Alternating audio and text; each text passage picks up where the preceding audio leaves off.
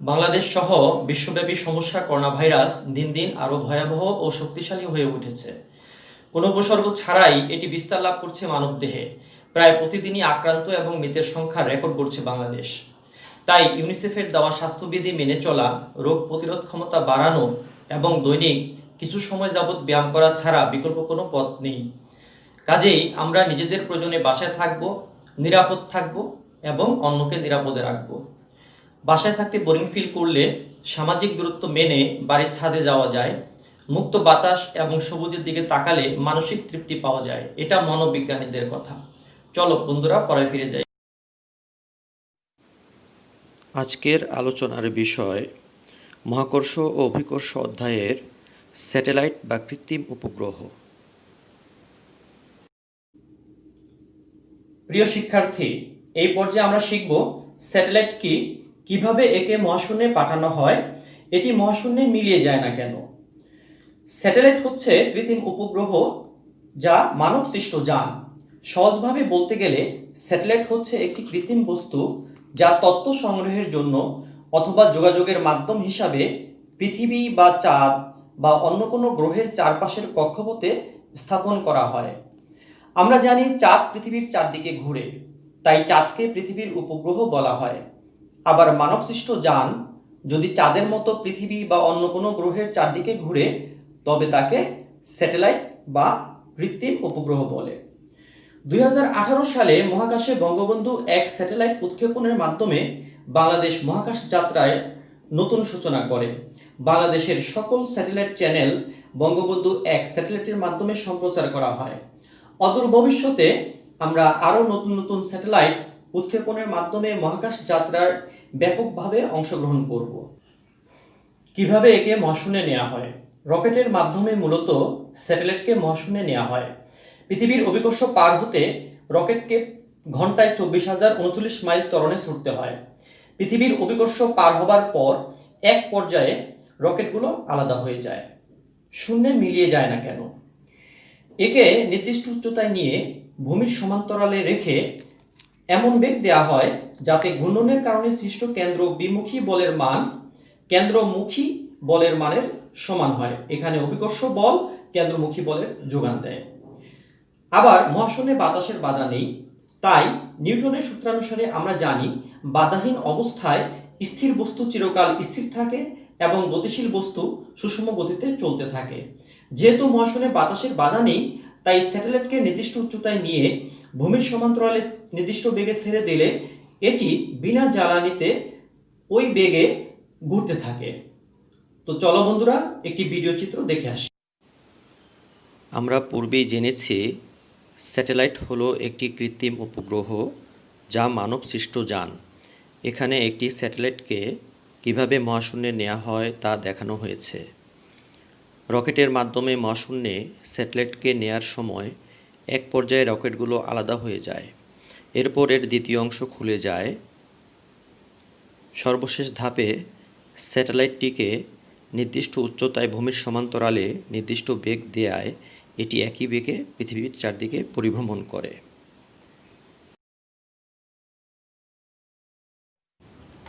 4 October 1957 সাল Sputnik 1 নামে একটি স্যাটেলাইট ছেড়েছিল মানুষ।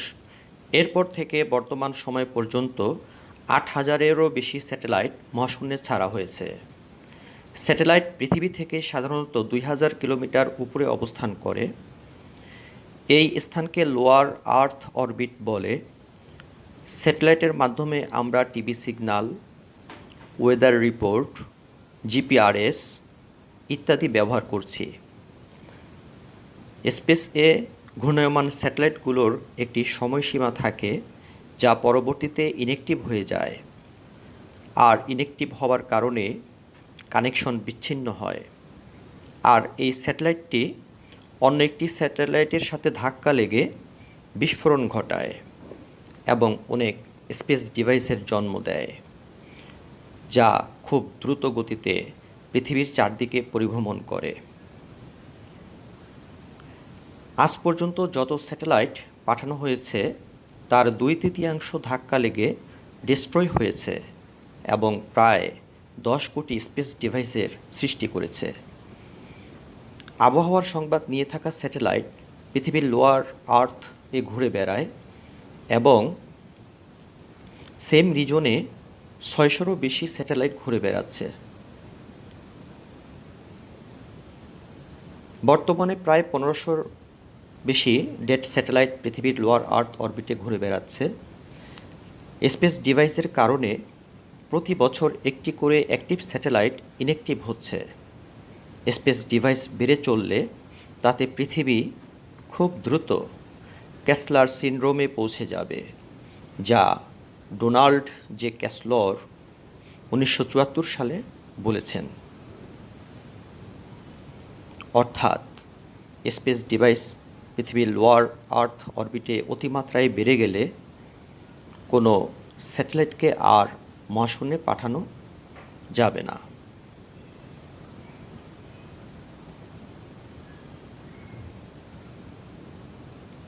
তো বন্ধুরা, চলো আমাদের আলোচনায় যাই।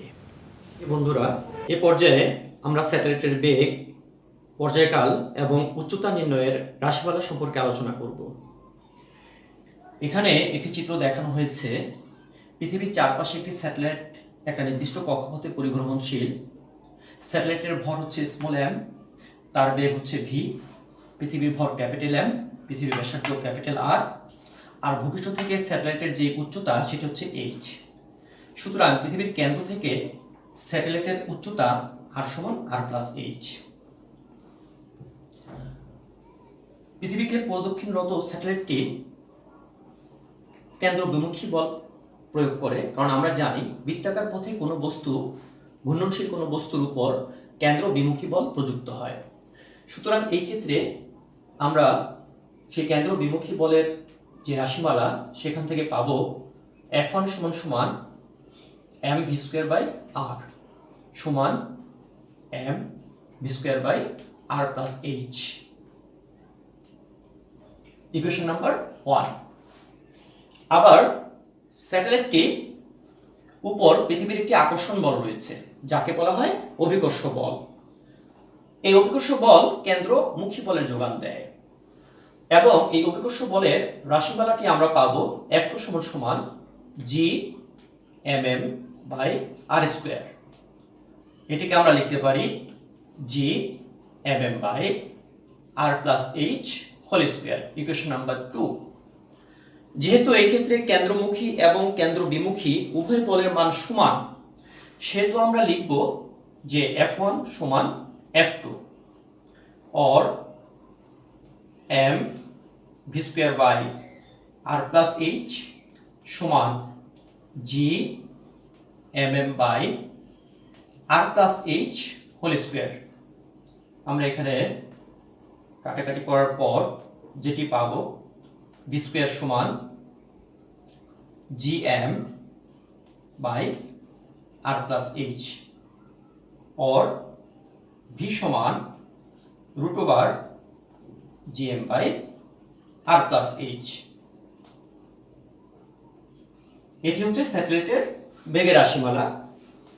অর্থাৎ স্যাটেলাইটটি নির্দিষ্ট উচ্চতায় নিয়ে তাকে কত বেগ দিতে হবে সেটি ডান পাশের রাশিগুলোর মান বসালে মানটি আমরা খুব সহজে পেতে পারি। এই পর্যায়ে আমরা যেটি শিখব সেটি হচ্ছে স্যাটেলাইটের পর্যায়কাল। অর্থাৎ স্যাটেলাইটটি পৃথিবীর চারদিকে সম্পূর্ণভাবে পরিভ্রমণ করতে যদি টি সময় লাগে তাহলে টি এর মান কিভাবে বের করা যায় তার একটি রাশিমালা।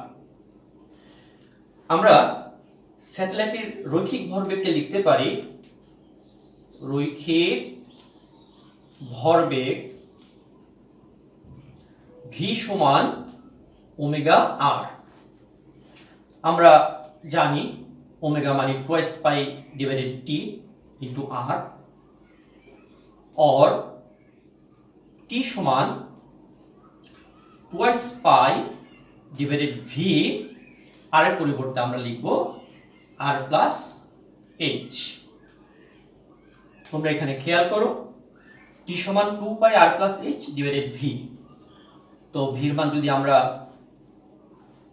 আগে জেনে থাকি নির্দিষ্ট উচ্চতার জন্য, তাহলে মানটি বসিয়ে আমরা তার পর্যায়কাল বের করতে পারি। সমীকরণটিকে আমরা যদি আরেকটু এস্টাবলিশ করতে চাই তবে আমরা এভাবে লিখব আর টি সমান 2 pi R plus H divided V. V এর যে রাশিমালাটা আমরা একটু আগে পেয়েছি সেটি হচ্ছে GM by R plus H. 2 pi R plus H এটিকে যদি উপরে উঠানো হয় তাহলে এটি হবে R plus H divided GM. R plus H রুটের ভিতরে নিলে সেটি স্কোয়ার এবং এই আর প্লাস এইচ এর সাথে আর প্লাস এইচ হোল কিউব হবে। সো আমরা পর্যায়কালের নতুন আরেকটি সূত্র পাবো, সেটি হবে টি সমান 2 pi root over R plus H whole cube divided GM. এটি হলো স্যাটেলাইটের পর্যায়কালের সমীকরণ। এখানে উল্লেখ্য যে পৃথিবীর ব্যাসার্ধ নির্দিষ্ট, মহাকর্ষীয় দ্রব্যক জি এর মান নির্দিষ্ট, পৃথিবীর ভর নির্দিষ্ট, শুধুমাত্র উচ্চতার উপর ডিপেন্ড করে স্যাটেলাইটের পর্যায়কাল নির্ণয় করা হয়। উচ্চতা যত বেশি হবে পর্যায়কালের মান ততই বেড়ে যাবে। পরবর্তীতে আমরা স্যাটেলাইটটি ভূপৃষ্ঠ থেকে কত উচ্চতায় নিক্ষেপ করা হবে বা উঠাতে হবে তার একটি রাশিমালা প্রতিপাদন করতে চাই। আমরা পূর্বেই পেয়েছি স্যাটেলাইটের পর্যায়কাল টি সমান 2 pi root over R plus H whole cube divided GM. আমরা এই সমীকরণটিকে যদি বর্গ করে দেই তাহলে পাবো টি স্কয়ার সমান 4 pi square into R plus H whole cube divided GM. আমরা আর প্লাস এইচ হোল কিউবকে যদি বাম পাশে নিয়ে আসি তাহলে ডান পাশ আসবে 4 পাই স্কয়ার, নিচে যাবে, উপরে জিএম টি স্কয়ার থাকবে। আমরা যদি এটিকে ঘনমূল করি তাহলে বাম পাশে আর প্লাস এইচ, ডান পাশে GM T square by 4 pi square whole to the power 1/3, और h সমান সমান gm T square divided 4 pi square whole to the power 1/3 minus r। এখানে ডান পাশে যে রাশিগুলো আছে এই রাশিগুলোর মান বসিয়ে আমরা স্যাটেলাইটের উচ্চতা নির্ণয় করতে পারি। যদি আমরা স্যাটেলাইটটিকে ভূস্থির করতে চাই তাহলে স্যাটেলাইটটি পৃথিবীর চারদিকে নির্দিষ্ট কক্ষপথে ঘুরে আসতে তার 24 ঘন্টা সময়ের প্রয়োজন হবে। অর্থাৎ আমরা এখানে ডান পাশে যে টি আছে পর্যায়কাল এর মান 24 ঘন্টা তথা ৮৬,৪০০ সেকেন্ড বসিয়ে এবং আর জি এবং পৃথিবীর ভর এম এর মান নির্দিষ্ট মান বসিয়ে আমরা ভূপৃষ্ঠ থেকে কত উচ্চতায় স্যাটেলাইটকে উঠালে সেটি ভূস্থির উপগ্রহ হবে তা খুব সহজেই নির্ণয় করতে পারবো। তো আশা করি বন্ধুরা তোমরা স্যাটেলাইটের উচ্চতা, বেগ এবং পর্যায়কাল সম্পর্কে সঠিক ধারণা পেয়েছো।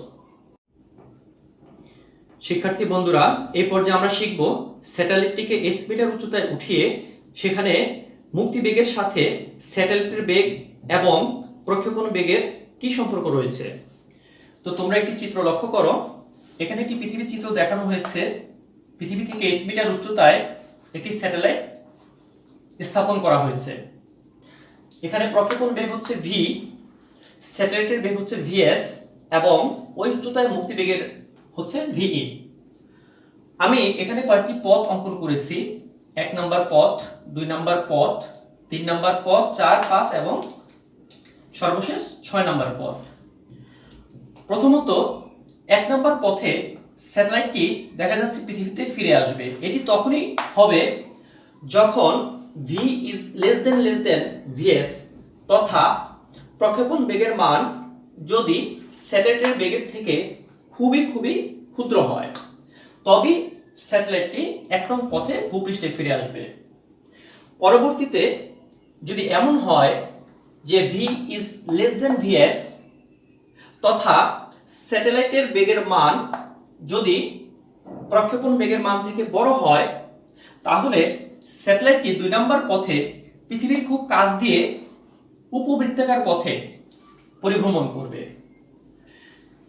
3 নম্বর কন্ডিশনটা হচ্ছে এরকম যে প্রক্ষেপণ বেগের মান স্যাটেলাইটের বেগের মানের সমান যদি হয়, অর্থাৎ v সমান vs, দেন স্যাটেলাইটটি বৃত্তাকার পথে এটি পরিভ্রমণ করবে 3 নম্বর পথ দিয়ে। 4 নম্বর কন্ডিশনটা হচ্ছে এরকম যে প্রক্ষেপণ বেগ v এর মান যদি স্যাটেলাইটের বেগের থেকে বড় হয় কিন্তু মুক্তি বেগের থেকে ছোট হয়, তবে এটি 4 নম্বর পথ দিয়ে উপবৃত্তাকার পথে পরিভ্রমণ করবে। আমাদের 5 নম্বর যে কন্ডিশন, এই কন্ডিশনটা হচ্ছে এরকম যে প্রক্ষেপণ বেগের মান যদি মুক্তি বেগের সমান হয়, যদি প্রক্ষেপণ বেগের মান মুক্তি বেগের সমান হয়, তাহলে স্যাটেলাইটটি পরাবৃত্তাকার পথে পৃথিবীর কক্ষের বাইরে চলে যাবে। 6 নম্বর কন্ডিশন, সেটি হচ্ছে এরকম যে প্রক্ষেপণ বেগের মান যদি মুক্তি বেগের থেকে বড় হয়, তবে স্যাটেলাইটটি 6 নম্বর পথে অর্থাৎ অধিবৃত্তাকার পথে পৃথিবীর কক্ষের থেকে বাইরে চলে যাবে। তো বন্ধুরা, এই বিষয়গুলো আমরা মনে রেখে সৃজনশীল প্রশ্নের জন্য নিজেকে প্রস্তুত করে নিতে পারি। সবাই ভালো থাকো, সুস্থ থাকো। ধন্যবাদ।